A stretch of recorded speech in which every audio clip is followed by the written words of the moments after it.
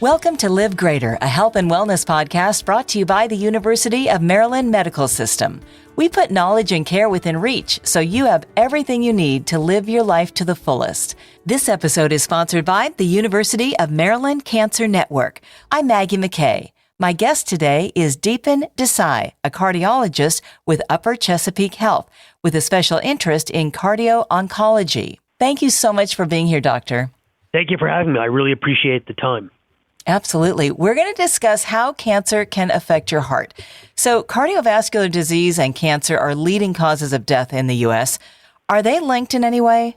So we've found that many people who have treatment for cancers can develop cardiovascular effects. There's definitely issues with damage to the heart valves, damage to the heart muscle, narrowing of the arteries that supply the heart, as well as heart rhythm problems that can occur with cancer treatments. Wow. How common is this for these two conditions to occur together? So luckily, it's not that common, but we do see it in probably something around 20% of the people who've been treated for cancers do develop some issues related to either things that we mentioned earlier, such as a heart rhythm issue, potentially damage to the heart muscle, or things like high blood pressure or high cholesterol. So what are some of the causes of heart disease when you're talking about cancer treatments? When we look at cancer treatments, there classically have been two drugs that have been implicated in causing issues with the heart muscle. One of them is adriamycin, and another one is Herceptin. Herceptin is a drug commonly used for breast cancer therapy. And there's been multiple studies looking at those drugs causing issues with the heart muscle, making it not as strong as it used to be.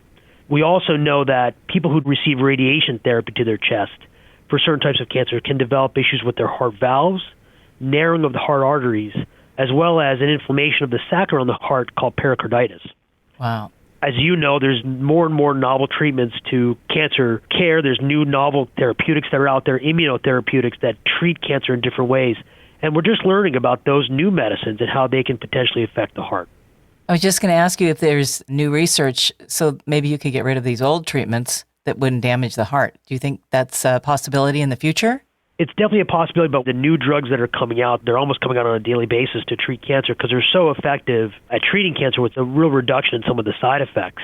But some of these drugs, we're just learning about how these drugs also can have potential cardiovascular effects. And there's lots of groups that are out there, both from the American College of Cardiology as well as the oncology societies, that are trying to find out and study these new cancer drugs to make sure that there's not cardiovascular toxicities that come to light with these newer drugs.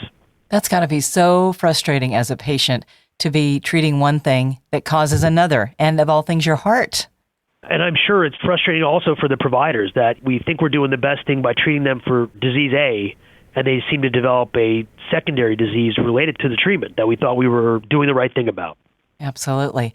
So how long does the increased chance of heart disease continue after the cancer treatments are all finished? Well, when we look at the older drugs, the ones that I talked about previously, sometimes that can be irreversible. There are times where those drugs, once you've stopped using those drugs, the effect goes away and the heart can come back to normal. But there is a dose dependency with some of these drugs that over time, that despite stopping the medication, if there's been enough of it delivered, the heart muscle can remain weak over time.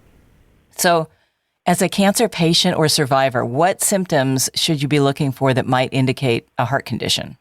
So things that we find can be really telltale are things such as shortness of breath, meaning that you're having a hard time catching your breath when you exert yourself or even at rest. Things that people can notice such as swelling of their legs, swelling of their ankles. Maybe the shoes don't fit right because they've developed what's called edema or swelling of their legs. And obviously the things that are really scary, such as chest pain and palpitations, those things will obviously bring people to light in terms of a cardiovascular effect of their chemotherapy. What kind of doctor should cancer patients and survivors see for heart care?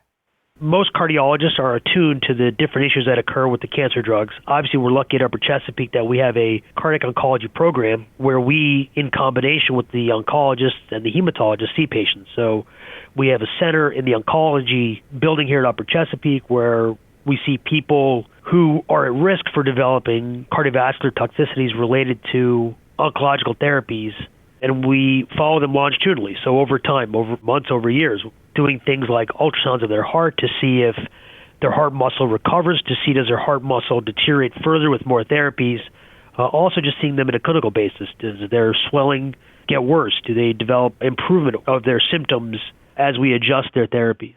There's many of these programs. Obviously, probably a dozen years ago, this was really just coming to light. And over the last 10 years, we've seen a real robust understanding of how immunological agents and chemotherapy can affect the heart. There's many of these programs all over the country. Well, that's encouraging. If somebody has both cancer and heart disease, what can they expect to have to undergo? They usually get the typical cardiovascular and oncology comprehensive care. So an examination with a physician, review of their laboratory studies, obviously in the setting of a cardiologist, an EKG and their cholesterol, and their normal routine care. Obviously, we monitor them much closer in terms of looking at their heart muscle a little more frequently, anywhere from every 3 to 6 months. We probably do EKGs a little more frequently than we would, looking for heart rhythm problems to see if these come to light with these new chemotherapeutic agents. Are there some things that cancer patients can do to prevent heart complications? Well, I think all the things that we tell people to do in terms of just improving their lifestyle. So exercise, watching your salt intake, watching your cholesterol intake, obviously no tobacco use, things that I think we all say are good for your overall health will help when it comes to your cardiovascular health. There are studies that are ongoing looking at different therapeutic trials in terms of medications that could potentially be used in combination with cancer agents to see if we can reduce some of these side effects or effects that we see with cancer drugs. Dr. Desai, do you have any key takeaway that you would like to share with us? Well, I think that if any person who has cancer or any person who has cardiovascular disease and cancer, I think it's important that they get comprehensive care, whether that's through their regular cardiologist, their regular oncologist, or through a cardiac oncology program that's available to them. Thank you so much, Dr. Desai. This has been so educational, and I really appreciate your time. Thank you again for asking me to speak, and I really appreciate the time. This episode is sponsored by the University of Maryland Cancer Network, led by the University of Maryland Marlene and Stuart Greenbaum Comprehensive Cancer Center, one of the nation's NCI-designated comprehensive cancer centers. The UM Cancer Network provides access to national experts, the latest treatments, leading-edge technology, and promising clinical trials, all close to home. The UM Cancer Network, helping you beat cancer once and for all. Find more shows like this one at umms.org/podcast. Thank you for listening to Live Greater, a health and wellness podcast brought to you by the University of Maryland Medical System. We look forward to you joining us again.